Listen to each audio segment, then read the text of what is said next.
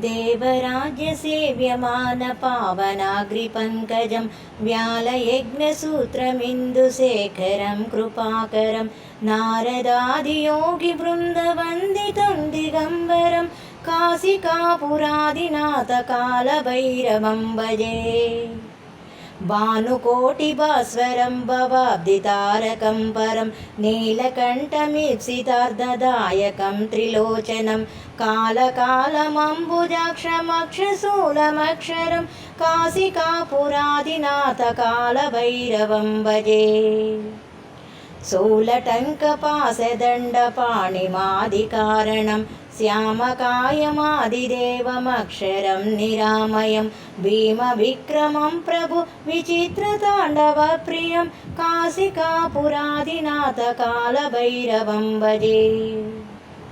भुक्तिमुक्तिदायकं प्रशस्तचारुविग्रहं भक्तवत्सलं स्थिरं समस्तलोकविग्रहं निक्मणन्मनोग्रहेमकिङ्किणीलसत्कटिं काशिकापुरादिनाथकालभैरवं भजे।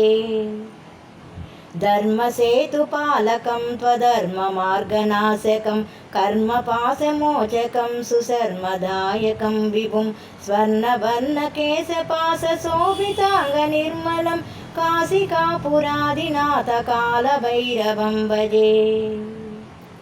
रत्नपादुकाप्रभाभिरामपादयुग्मकं नित्यमद्वितीयमिष्टदैवतं निरञ्जनं मृत्युदर्पनाशनं कराळद्रष्टभूषणं काशिकापुरादिनाथकालभैरवं भजे।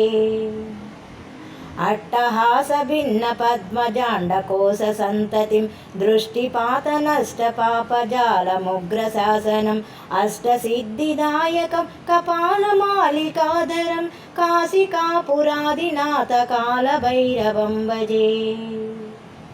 भूतसङ्गनायकं विशालकीर्तिदायकं काशीवासिलोकपुण्यपापशोधकं विभुं नीतिमार्गकोविदं पुरातनं जगत्पतिं काशिकापुरादिनाथकालभैरवं भजे।